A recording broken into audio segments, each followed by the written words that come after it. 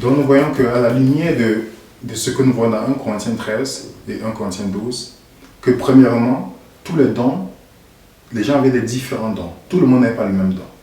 Et que le don le plus élevé, c'est celui de l'amour. Et le don du parler en langue était le dernier. Et en principe, Paul aussi dit que tous ne parlent pas en langue, tous ne sont pas apôtres, tous n'ont pas, ne parlent pas, n'interprètent pas les langues. Donc, c'est déjà une contradiction claire avec l'enseignement qu'on voit dans plusieurs églises.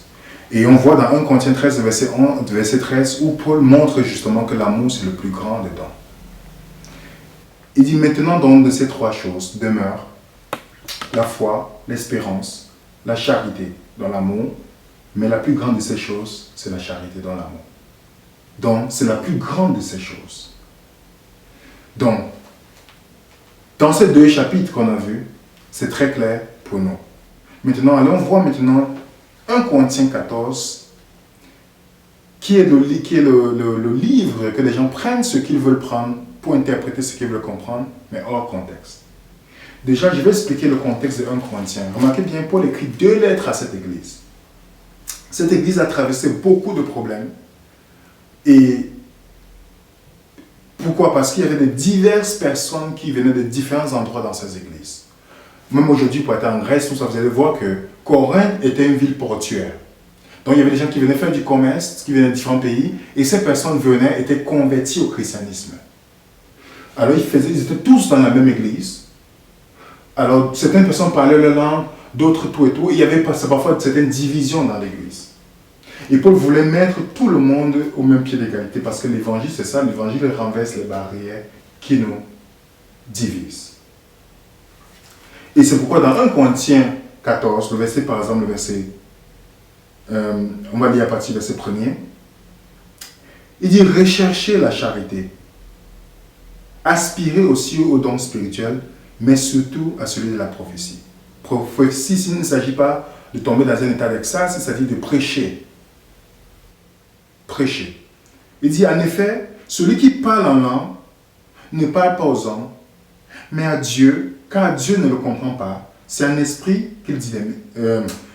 Excusez-moi, mais à Dieu, car personne ne le comprend, c'est un esprit qui dit les mystères.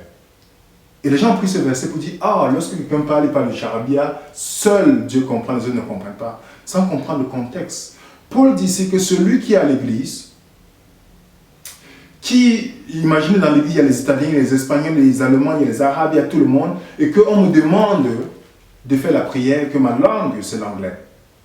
On me demande de faire la prière, et vous êtes là, vous parlez français, vous parlez allemand, vous parlez toutes ces langues, vous ne comprenez pas l'anglais. C'est normal que si je prie en anglais, pour vous, c'est un mystère. Seul Dieu comprend et je suis le seul qui est édifié. Vous n'êtes pas édifié. Et c'est ce que Paul va expliquer à l'Église, que s'il n'y a pas un interprète pour ça, il est préférable que je ne fasse rien du tout. Et dans 1 Corinthiens chapitre 7, j'aime bien la façon qu'il dit clairement, il dit, si les objets inanimés qui rendent un son, comme une flûte, une harpe, ne rendent pas des sons distincts, comment reconnaîtra-t-on ce qui est joué sur la flûte ou sur la harpe? Et si la trompette rend un son confus, qui se prépare au combat? Si tout le monde commence à parler sa langue, la langue d'origine dans l'église, ça rend un son confus. Qui va savoir ce qu'on est en train de dire? Si chaque personne est en train de parler de Dieu dans sa propre langue, ça crée un interprète afin que tout le monde puisse comprendre.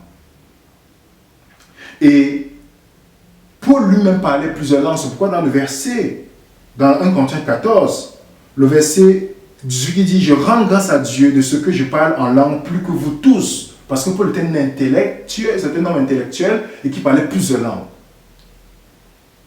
Et il explique clairement en disant dans le verset 20, il dit « Frères, ne soyez pas comme les enfants sous le rapport du jugement, mais pour la malice, soyez enfants à l'égard du jugement, soyez des enfants des hommes faits. » Il est écrit dans la loi, c'est pas des hommes d'une autre langue et pas des lèvres étrangères que je parlerai à ce peuple.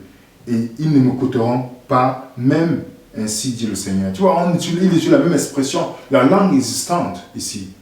Mais voici un verset très clé que j'ai rencontré beaucoup de pasteurs charismatiques, pentecôtistes et autres qui croyaient en ces choses. Et c'est dans ce verset qui était toujours un problème que s'ils pouvaient retirer ça dans la Bible, ils allaient le faire. Dans 1 Corinthiens 14, le verset 27, qui est un verset très important, il dit ceci. En est-il qui parle en langue que 2 ou 3 au plus parlent, chacun à son tour, et que quelqu'un interprète. Et dans le verset 20, s'il n'y a point d'interprète, qu'on se taise dans l'église et qu'on parle à Dieu soi-même. Vous comprenez?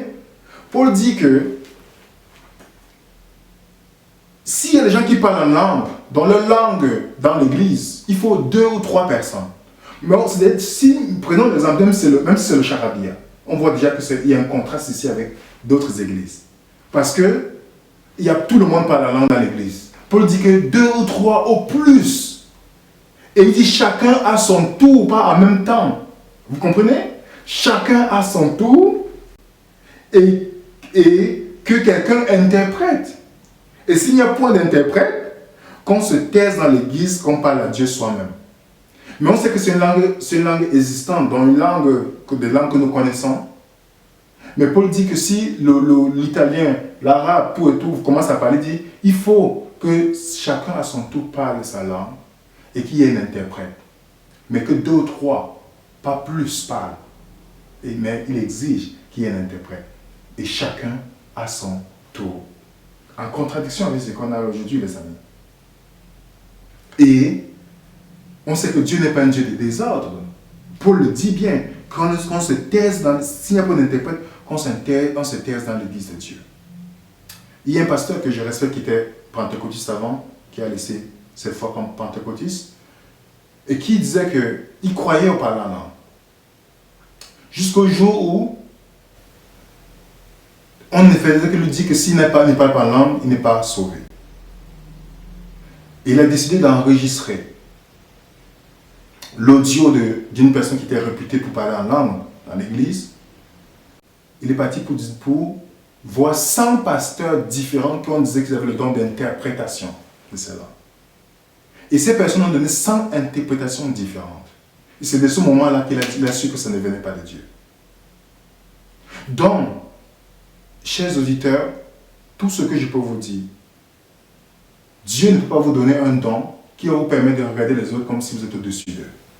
Lorsque Dieu vous donne un don, c'est pour servir d'autres personnes. C'est pourquoi Jésus qui s'est donné son Esprit Saint aux disciples, sachant que les gens devaient venir, ils devaient prêcher à d'autres nations pour parler des langues existantes. Et nous savons que l'ennemi veut que nous recherchions à tout prix les dons, surtout ce don, parce que vous savez que tout ce que Dieu crée, il y a toujours la contrefaçon que Satan fait. C'est pourquoi nous devons être très vigilants. Remarquez bien ce que Jésus dit à ses disciples dans Matthieu chapitre 24, verset 4. Lorsqu'il leur pose la question par rapport à la fin des temps, la première chose qui sort de la bouche de Jésus dans le verset 4, il dit « Prenez garde que personne ne vous séduise ».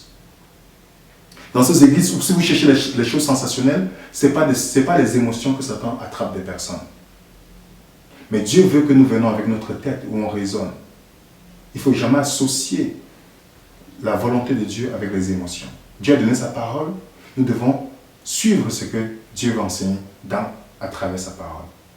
Et nous avons vu, ne prenons pas les écrits de Paul pour faire une doctrine avec, parce que Paul ne peut pas contredire Jésus-Christ. Et Pierre dit bien, ces personnes prennent les Écritures, dans 2 Pierre 3, verset 15 à 16, tordent comme celui des autres Écritures pour leur propre ruine. Alors, à travers la Bible, nous pouvons conclure que le parler en langue, c'est une langue réelle et c'était nécessaire pour prêcher l'évangile. Et jusqu'aujourd'hui, je connais plusieurs personnes qui ont eu des expériences pour aller prêcher dans d'autres endroits et qui ont en quelque temps appris cette langue pour pouvoir communiquer la parole de Dieu.